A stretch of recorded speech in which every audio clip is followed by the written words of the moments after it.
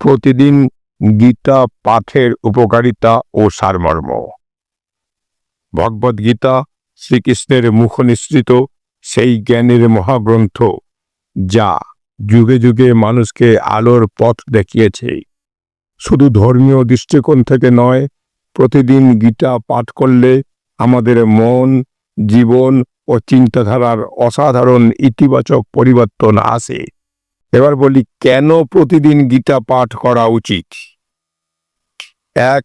মানসিক শান্তি ও একাগ্রতার জন্যে। গীতার প্রতিটি শ্লোক আমাদের মানসিক চঞ্চলতা কমিয়ে গভীর এক প্রশান্তি এনে দেয়। নিয়মিত পাঠ মনকে শান্ত করে ও একাগ্রতা বাড়ায়। 2. জীবনের সংকটে দিক নির্দেশনা করে। জীবনে যখন আমরা দোটানায় পড়ে যাই, গীতা তখন উত্তর দিয়ে যায়, কি করণীয়, কি নয়। এটি এক অনন্য জীবন দর্শনের পথপ্রদর্শক। 3.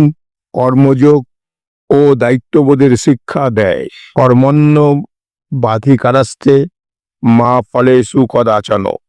এই শ্লোক আমাদের শেখায় কিভাবে নিষ্কামভাবে কর্ম করে যেতে হয়, ফলের চিন্তা না করে।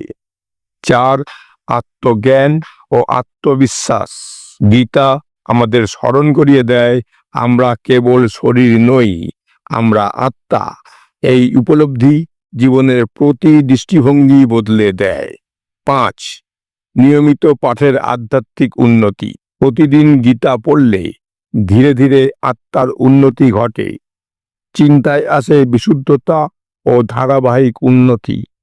এবার বলি, গীতার সারমর্ম কি। গীতার মূল শিক্ষা হল জীবনে সঠিক পথ বেছে নিয়ে নির্ভয়ে চলা। এটি আমাদের শেখায় সংকটে ভেঙে না পড়ে সাহসের সঙ্গে দাঁড়াতে, কর্মফল নয় কেবল কর্মে মনোযোগ দিতে, ইন্দ্রিয় সংযম ও আত্মনিয়ন্ত্রণ বজায় রাখতে।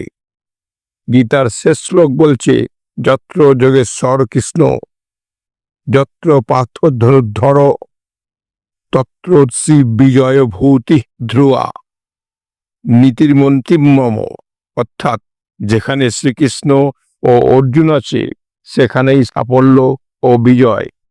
সর্বশেষে এটা বলি, প্রতিদিন মাত্র 5 থেকে 10 মিনিট গীতা পাঠ করলেই জীবনে আসতে পারে আশ্চর্য পরিবর্তন। এটি কেবল ধর্মীয় আচার নয়, বরং একটি আত্মিক সাধনা, একটি মননশীল অনুশীলন। আপনি যদি প্রতিদিন গীতা পাঠ শুরু করেন, তাহলে জীবনকে দেখতে পারবেন নতুন আলোয়।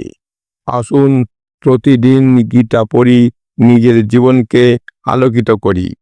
ভিডিওটি যদি ভালো লাগে অবশ্যই সাবস্ক্রাইব করবেন আর একটা লাইক দিতে ভুলবেন না।